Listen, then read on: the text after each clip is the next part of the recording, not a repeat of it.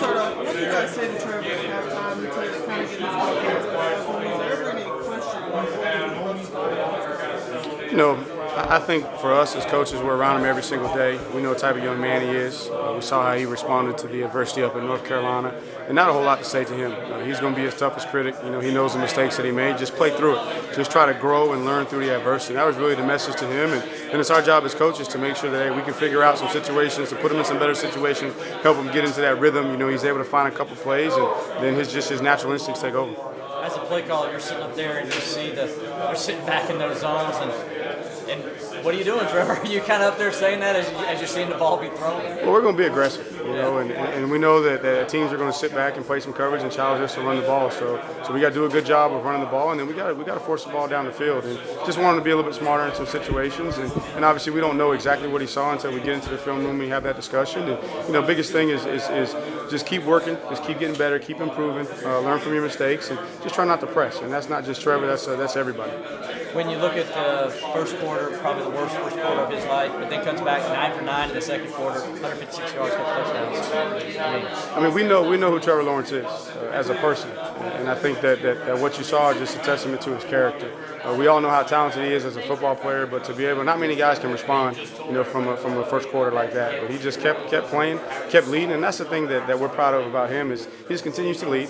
He's handling adversity the right way, and at the same time he's still leading. And that's what you want your quarterback to do. And you know, he'll figure it out. We'll figure it out. He'll continue to improve. And again, still a young player. You know, some things maybe seeing too much, and those are just things we're going to continue to work through. Are those things that separate him from most quarterbacks? Is that he can forget like that? I know Deshaun had that skill. Is that kind of what separates him? I think that's with any great player is the ability to move on and not let something beat you twice. And that's something I say all the time with my guys. Don't let a play beat you twice. You know, you're not going to be perfect. You're going to have some adversity, but you want to strive for perfection. I think that's what he understands. That he's striving to be perfect, understanding it's not achievable. But if I strive for it, then at the end of the day, I'm going to be pretty good. And I think that is what separates him. Travis has had back-to-back strong games. Is he kind of starting to hit his stride a little bit? You know, it looks like it.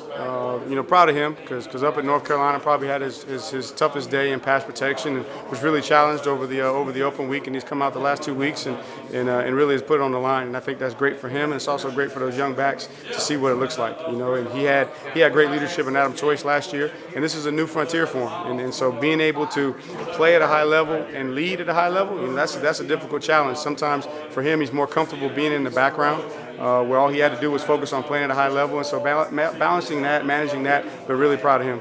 Just a hamstring strain or something like that? No, he could have came back in. You know, he could have came back in, but we were in a situation where we didn't need him. And he's kind of banged up. You know, so he's got a couple things going on with him, nothing major. And it's typical of a running back. At every play something's going to hurt. But I wouldn't told a hamstring, so we should be in good shape. Rencher, I mean, the kid's been around Darian Rencher's been around for a while. What about his touchdown? It is awesome, and you know, Coach does a great job after the game of recognizing, you know, the things that we do well, areas to improve. And when he called out Rencher on his first career touchdown, I don't know if I've heard the locker room that loud. Just cheering for a guy because he's a genuine person. He puts the team before himself. He's overcome unbelievable adversity when you're talking about his knees in high school. He's just a team guy. He's a spiritual leader for us, and so everybody was really, really happy for him in that opportunity. Coach, how good was it to kind of get that false start monkey off your back here on the road? Well, we still had one. Yeah. You know, we still had one, and that's something that we're challenging our guys. But thought they handled the process of preparation for the noise, you know, much better than we did the last time we were on the road. And so we really, really challenged them to make sure that they're in tune on the snap count, everybody being on the same page. And we did have that one issue there with Gage, but it was good to be able to go the rest of the game, change up the snap count, show that they can handle it, still be able to have our communication, you know, be consistent at a high level when you're on the silent count. That was really good. Was this kind of what you were talking about this past week when you said you wanted to be more intentional with Travis and sort of force the issue with some of these design runs? You know, there was still a mixture of some RPOs in there, and then I thought Trevor did a good job of managing it too.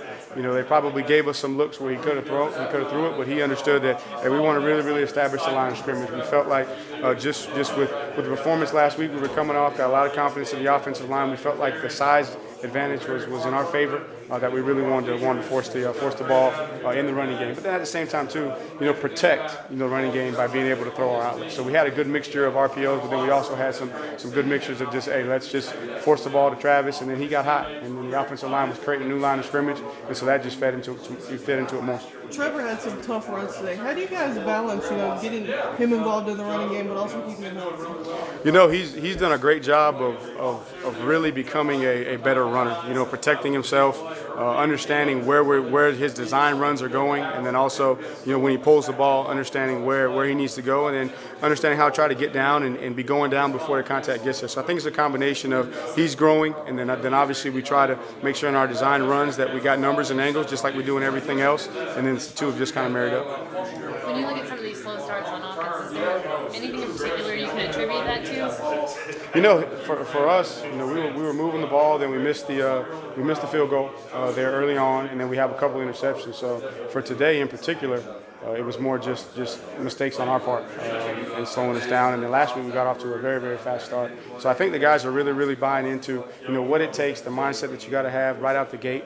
So I think we're improving there, and really every game is a game in itself, and things are a little bit different.